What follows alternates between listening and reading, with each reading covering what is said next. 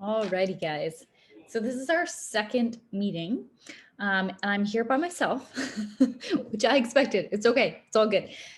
So I'm gonna keep this nice and sweet and short for you guys. Okay. So I have a few things though to chat about. First off, though, I'm just gonna say you are over the hump, which is pretty cool, right? You're, day 8, the end of day 8, which is pretty awesome. Tomorrow, day 9. Woohoo, right? If you're watching this tomorrow, then you are on day 9. I guess that would be Thursday. Anyways, so I'm going to be reaching out to you guys individually just to kind of check in to see how it's going. Because I know, summer is crazy. And in this group, even though I post every day, there's not a whole lot of comments in there and stuff. So it's kind of tricky for me to sort of see how you guys are doing. That's all. So I'm just going to send all of you a private message just to check in. Okay. You can share with me whatever you like. It's all good. Okay. This is yours. This is your cleanse. So do the best that you can on it, right? It's kind of like it's a clean eating sort of sweep. It's like we're going to sweep our kitchen and we're just going to sort of gently scrub our kitchen. Okay. Make it nice and clean, right? That's all it is, just for your body on the inside.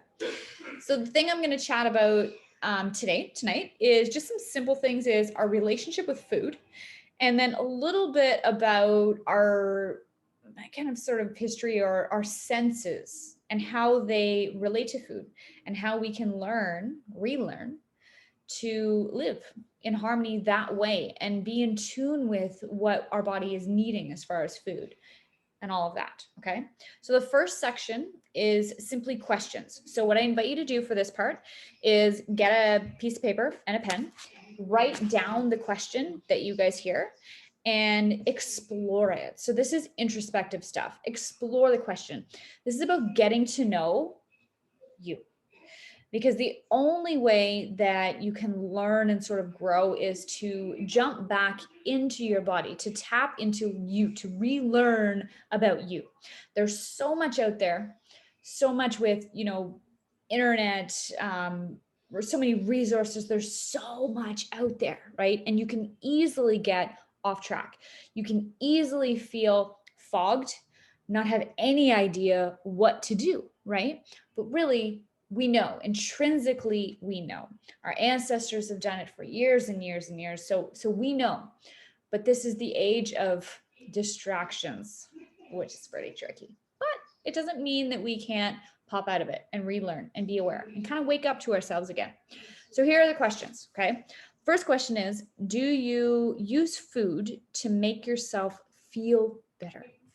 So for example, if you're having, a stressful day, you're feeling angry, you're feeling sad, you're feeling depressed, anything like that. So do you use food to make you feel better? Okay. Something to take a look at. There's no right answer. There's no wrong answer to any of these. It's just simply exploration. Okay. The next question would be, do you limit yourself of pleasurable food? So maybe you go for, like a week or a few days or whatever it is, and you're super duper strict, and then all of a sudden you binge and you fall off track. So it's almost like you're on that roller coaster, right? You're good, and then you fall off track, and then you're good, and you fall off track, right? So it's hard to find our balance that way. It's almost like nothing nothing all, right? So take a moment to notice if you do that. Okay.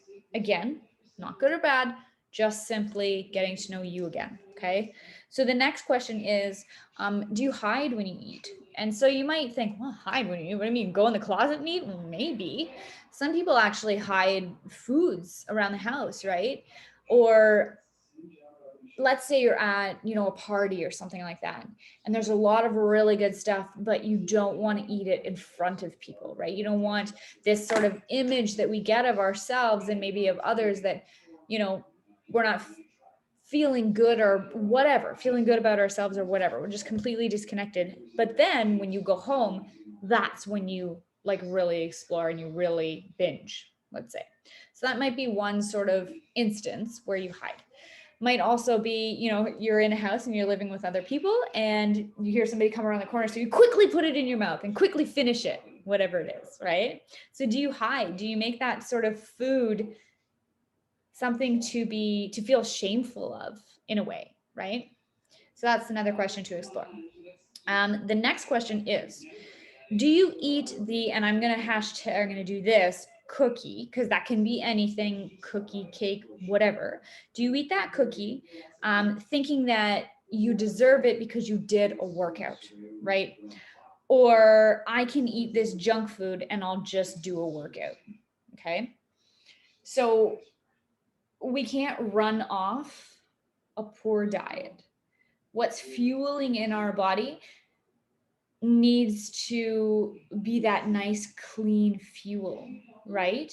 So think about it in this way. You might, and maybe you do use, heavy machinery, things like that, but in your four-wheeler, for example, or something like that, do you put in like mud with your gas, right? You generally put premium gas in because it's supposed to be higher octane, but better fuel. It's supposed to be cleaner fuel, right? If you put that mud or whatever, let's say crappier fuel in your four-wheeler, and then you drive it super fast all the way around, is that going to clean it? No, it's still going to get gummed up, right? So just something interesting to look at, because this is it's a quite common thought process. And I've been there, totally been there. I'm sure all of us have been there at some point, right? And if you haven't, that's okay. And if you have, that's okay. It's just about relearning about you and what are those thought processes. How do you regularly think about food? What is your relationship with food? That is the main thing. We're kind of tapping into and noticing what's our relationship with food. Okay. So that was the fourth question, I guess. Now, the final question is, do you get mad, feel guilty for eating a particular type of food? So are you putting that shame on yourself for eating that?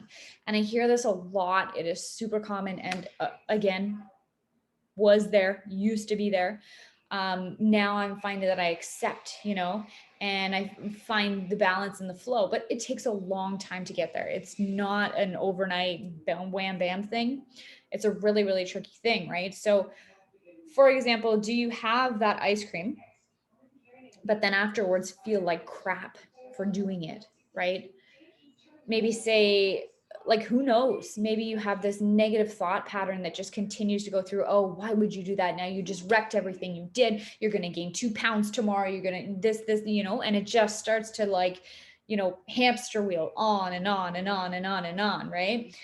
That is essentially, that's creating or has created that sort of toxic relationship with food, right? So I invite you to explore those questions, okay?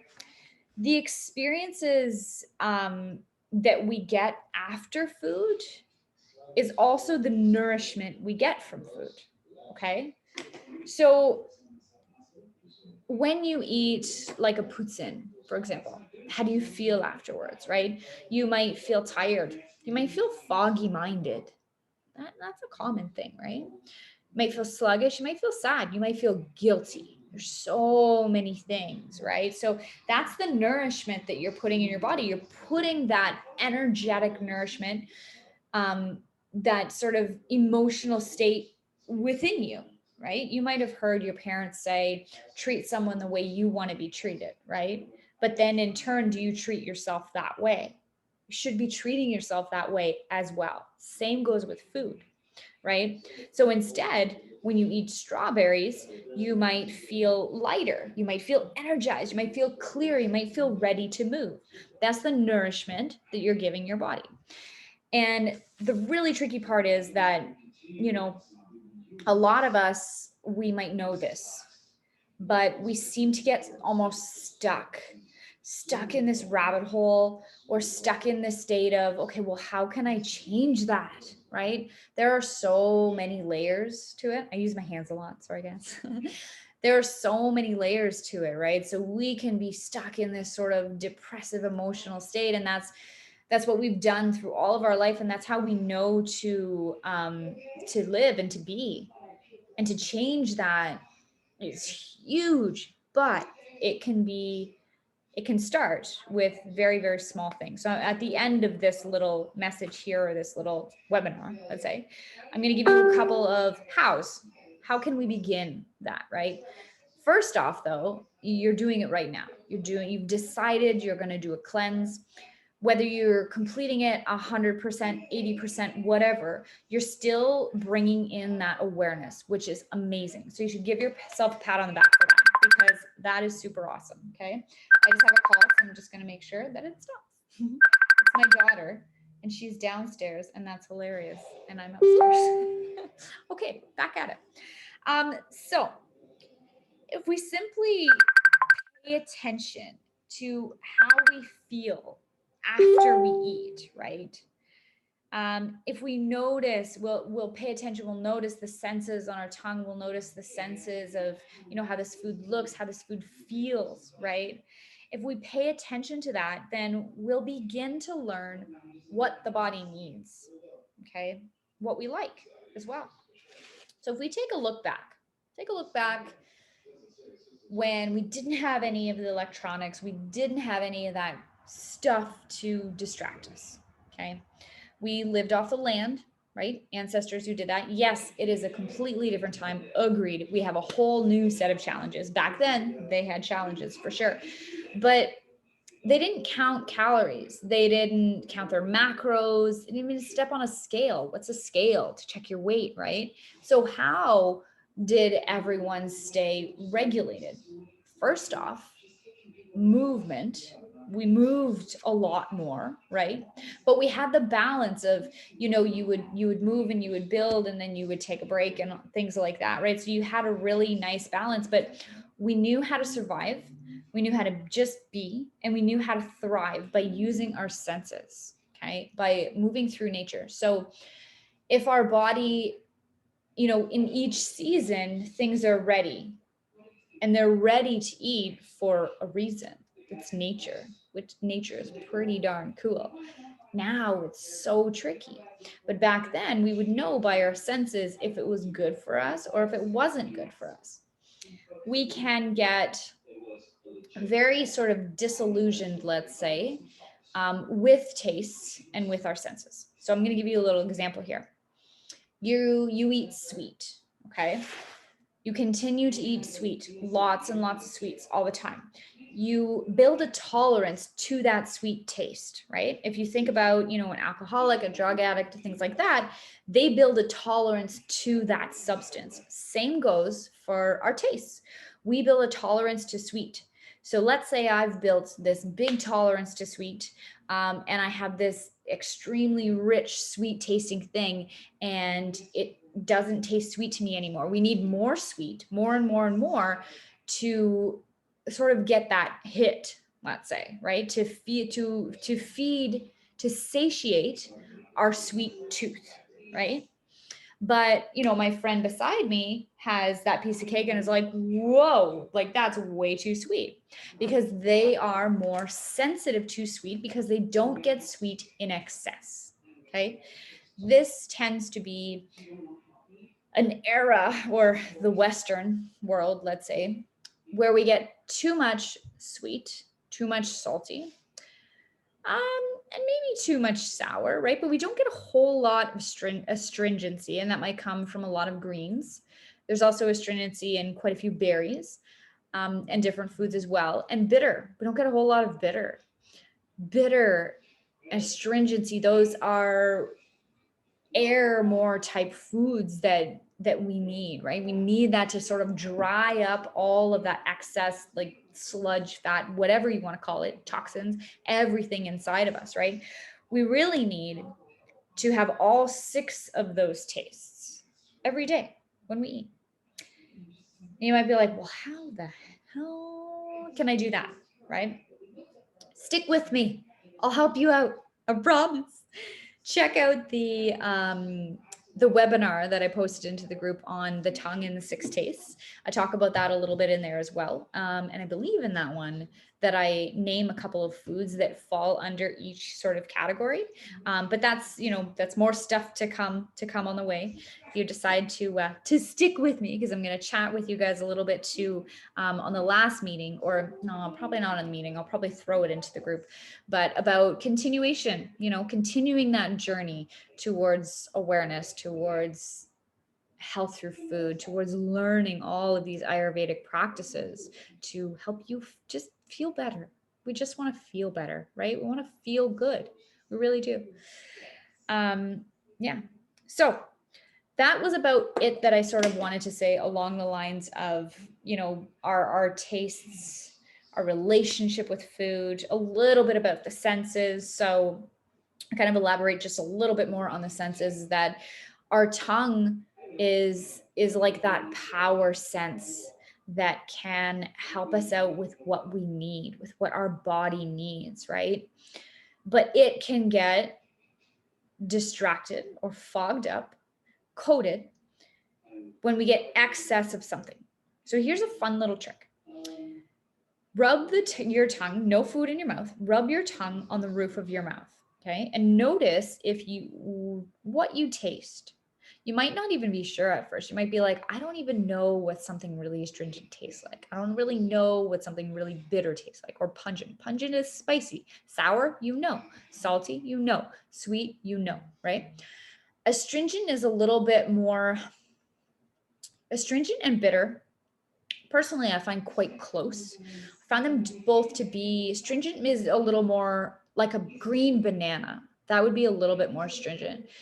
Bitter is like really, really dark chocolate. So if you bought like 99% chocolate, that's bitter. That would taste bitter. Super bitter foods would be dandelion. So if you've ever eaten a dandelion, that's pretty bitter. But we tend to not like bitter because we're not sensitized to it. We don't really get it. So we taste it stronger, if that makes sense. Hopefully that makes sense, right? When we get something in excess, the taste diminishes and we need more of it to taste it. When we don't get much of something, the taste is very strong. So our tongue can really guide us through our journey. It certainly can, but it takes time. So throughout the day, rub your tongue on the roof of your mouth and notice if you can decipher or distinguish what taste you taste. So you go.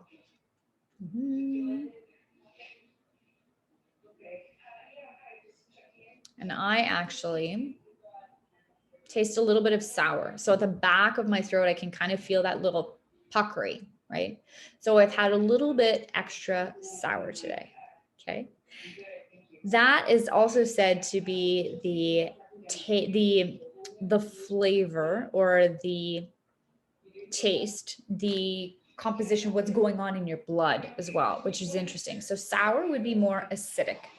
So if you feel that tasting more acidic, how would you know if your blood is more acidic? How would you know if you're more acidic? This is Pitta, man. This is the Pitta time of year. Fire, acidic. Okay, fire, sour. So maybe you have looser bowels. Maybe you sweat a lot. Maybe you feel irritated. Maybe you feel angry, something like that. So that's sort of a way that you can tell. Excess sweet, then you might be more sedentary, but very calm and patient, things like that, but slower. Like sweet in excess is very grounding and it's sluggish, it's slower. So that might be a thing of sweet. All I invite you to do is just simply rub your tongue on the roof of your mouth and see if you can notice how it tastes. So if you've watched this video, in the comments below this video, tell me what your tongue tastes like.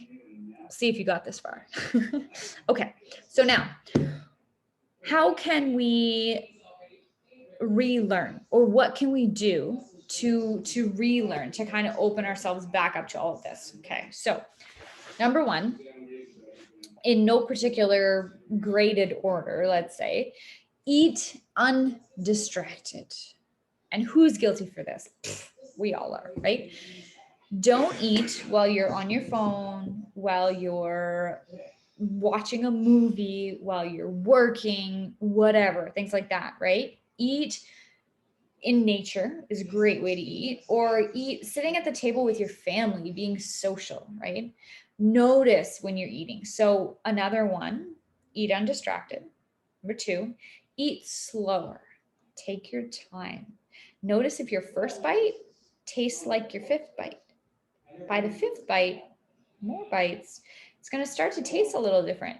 That's indications that you're getting full, that your body doesn't need this anymore. And you might even find that it doesn't taste good by the end, right? And this might have happened with your kids. You know, you got a full plate on there. And what we would say to our kids is you eat everything on your plate, but they eat halfway and then they're like, I'm full. Well, now you know you're not full. You eat your whole plate, right? But maybe they really are full. Maybe we can relearn from our kids. Okay, maybe you are full, you know? Because we really tend to ingest way more than what we actually need, right? In our bodies. Our bodies are amazing systems.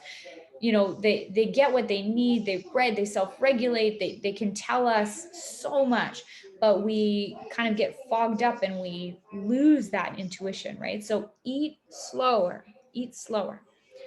You might notice that if you're sitting and you're watching something and you're eating and all of a sudden you look down and you're like, holy crap, that was gone. I still feel hungry. So you do it again, you do it more, right?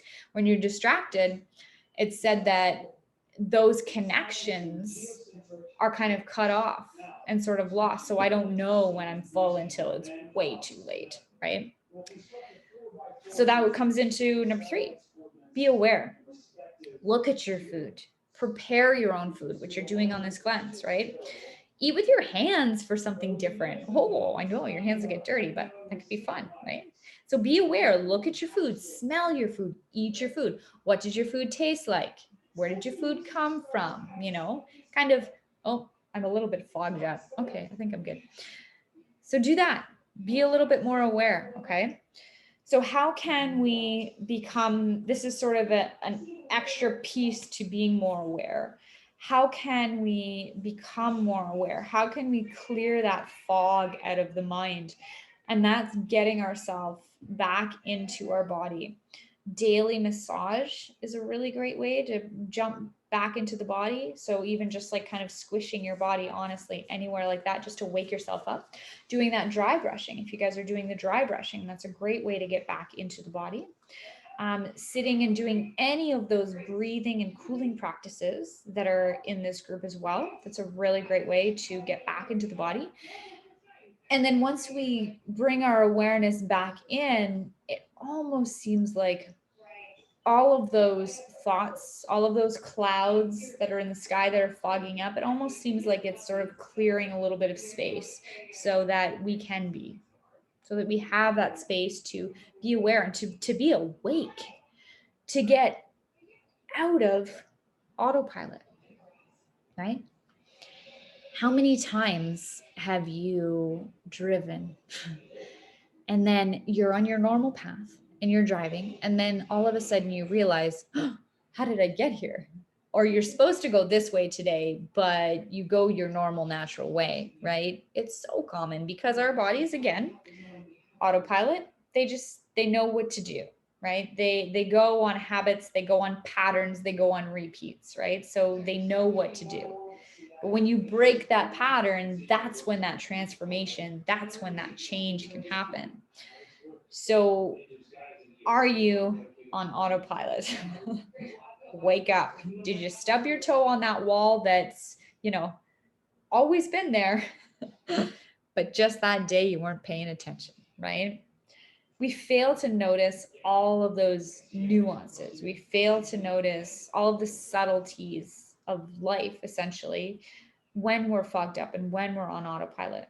So try those practices. That could help you. It's not you do it one time. Okay, I did a breathing practice. Boom, I'm good. Clear-minded now forever. No. It's about adding those daily things in because the anxieties, the overwhelm of life builds and builds and builds on us, right? So it's just, okay, removing that for a little bit and then so that you can open up to your life. So that is all for this evening, for this meeting, for this video. I will be putting it onto YouTube and I'll be posting it into the group right away. So if you want to check it out tonight, feel free. You don't have to watch the video. You don't have to sit and watch me do all kinds of like arm stuff, hand stuff. You can easily just, you know, throw some earbuds in while you clean your house and just kind of listen to me chat. Any questions whatsoever? Any realizations that you may have? Any, yeah, I do that, you know? Feel free to share, let me know how you're feeling. But remember, if you're still with me, if you're still listening, share in the comments of this video how your tongue tastes. All right. See you guys later.